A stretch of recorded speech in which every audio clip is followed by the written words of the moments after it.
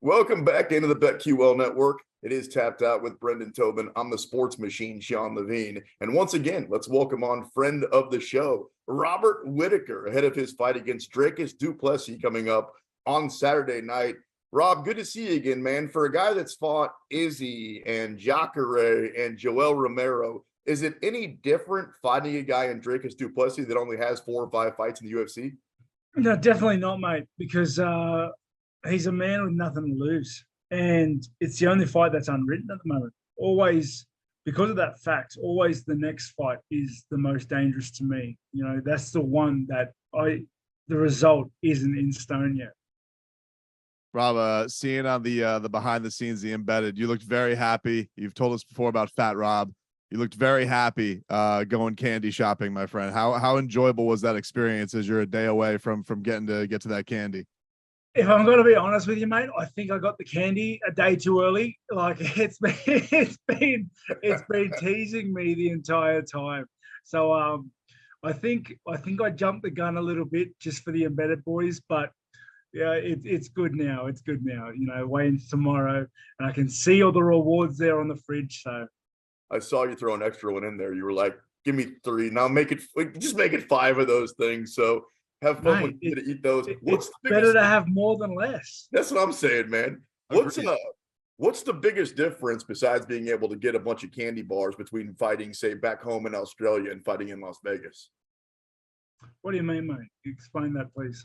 Like as far as, having to take care of people that are coming to watch you fighting close to home versus fighting overseas in a place like Las Vegas. Do you enjoy fighting in Las Vegas?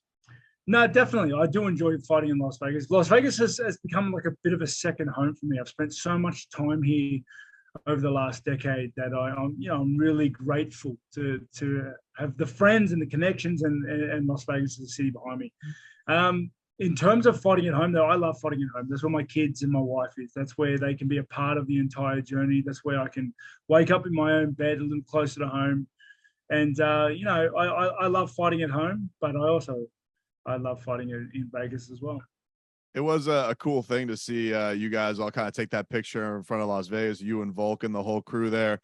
How much pride do you take in that? Like this idea, you've been part of this revolution of how impressive that part of the world is at this sport. Yeah, I'm very proud of it. It's how I conduct myself and how I hold myself has always been, an important thing to me, holding true to my virtues and values. And the fact that I've been able to shed the light that I have on the sport in Australia is huge for me. That's it gives opportunity to all the young guys, all the young mixed martial artists that want to make a real run at this as a career. And a lot of those guys are my friends in the gym. So yeah, it's only good things. Like, have you noticed that though, Rob? Like, as you become so established in the sport, you've been to the highest of highs. Like, what's that like holding that torch? Like, is that weird for you? Where people like a nation looks up to you, the young guys, like they look to you as like this example. Like, is that daunting at all, or is that awesome? Like the idea that they look to you as this example that he came from here, I could get there too.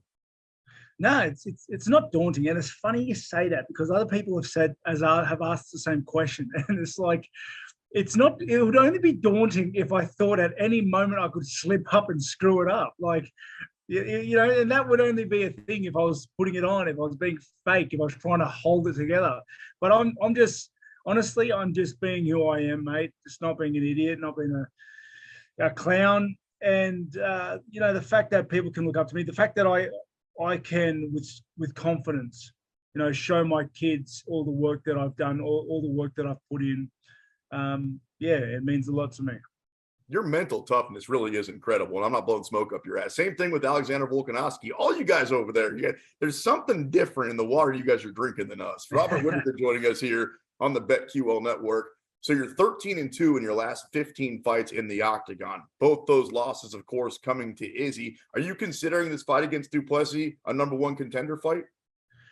Honestly, I'm not worrying about it. It's I'm always number 1 contender, mate. Every fight I go into is a number 1 contender fight. I'm just taking this fight for what it is. It's a hard fight against a guy that has nothing to lose. And I need to treat the fight with the respect and gravity that it deserves. Is there any elements to your, I mean, you usually like you seem very laid back and you don't buy into the narrative BS, but like the idea that if Dricus wins, like, oh, he's going to get the title shot because he's fresh meat. I've kind of been there, done that, and people don't want to see that matchup again. Like, how do you, I guess, take that in? Like, is there anything that you can do here that feels like I will get that crack at Izzy again? No, I'm not worried. We'll win fights. It'll, all you have to do is win fights. You win fights and the road pays itself. Robert Whittaker joining us here on Tapped Out. For a guy that's been in the game as long as you have, dude, I saw you fight in Kansas City like 8 or 9 years ago. Do you still feel like you're at the peak of your game? It definitely, mate. I reckon I'm still on the way to my peak. I know I'm in the prime years of my career now, but I do feel like there are some tweaks and some adjustments. Every fight, I only get bigger. Every time I have a camp in the gym, my skill sets get a little better. And my body is still strong. They're probably the strongest and leanest it's been into a fight coming up. So it honestly, it is hard to say where the ceiling is yet. We spoke to Robbie Lawler this week. I heard you speaking about him at Media Day, but Robbie was talking about you just get to a point where the difficulty of recovering and training, like how do you keep that fresh? Being in the prime of your career still, like how do you keep it interesting? How do you keep the mindset where you always want to keep that improving, keep yourself sharp to where you are and not let it get redundant? Yeah, well, I'm fortunate enough to have surrounded myself with great people. That's the biggest thing. My coaches, coaching staff and training partners always keep it fresh. We're always trying new things. We're always, learning new blocks of skill sets to try out. We're always mixing it up, and it keeps it interesting. But not only that, it helps us, level up. It helps us get better at angles of our skills that we wouldn't normally work on. And secondly, I have my family behind me. I fight for my family. I have a reason to fight, and mate, I don't need much more drive than that. Couple minutes left with the Reaper, Robert Whittaker, here on Tapped Out. So once the fight's over with and you look back at it and you're with your family and you're just chilling and you're not thinking about fighting, what are you doing in your spare time? Mate, hanging out with the family, playing video games. That's what I do, mate. That's my life. You have like the headset on, like are you trash talking when you have like with the gaming on, like how intense is Robert Whittaker as a gamer? Oh mate, I play games pretty intense, but I don't normally play online games. I don't play multiplayer games. I've been playing Final Fantasy 16, the latest one. It is unbelievable, but it's a solo game. I'm just going through the story by myself, having a good time.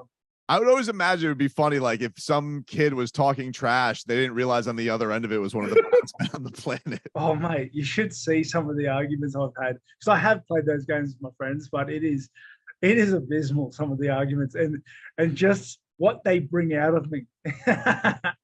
Do you tell them this is Robert Whittaker, the UFC fighter, and do you get back bullshit? No, it's not.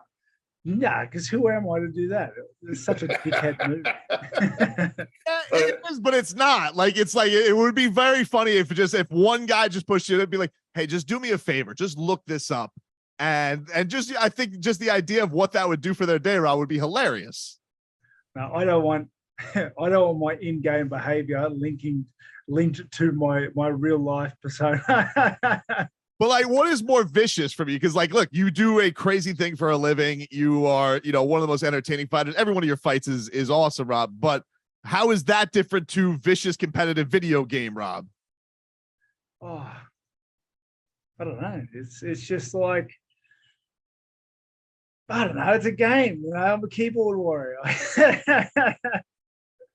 Robert Whittaker joining us here on Tapped Out. Last question, then we'll get you out of here, man. What type of a fight do you expect from Dricus du Plessis? Because we know that you can win in a million different ways. What do you expect him to bring to the octagon? He's going to make it a dogfight. He's going to want to get in there and make it a dogfight. He's going to want to make it ugly. He's going to want to take away all my advantages, which is my speed, my technical advantage, my distance fighting. And he's going to want to take those away. And then that works by crowding and just making it ugly. And, I've prepared for that. I've been preparing for that for months. So I look forward to the fight. Really not a peanut butter cups guy? Like that's a thing. You're not a Reese's peanut butter cup guy? I thought Mate, don't love peanut butter. I don't know. Like I don't mind it, but I don't love it. So what's go to? Is the go to the Hershey's? Like, what is the numero uno? Ooh, if I have to pick one, man, probably a Lindt chocolate, like a Lindt chocolate bar. They do make good chocolate, but the fact that you don't eat Reese's peanut butter cups just freaks me out, man. I'm not gonna lie. Like, I thought everybody whatever. Robert, always enjoy catching up with you, man. Good luck on Saturday night. Thank you very much. Appreciate your time, boys. All right, thank you, Rob. Thanks, Rob.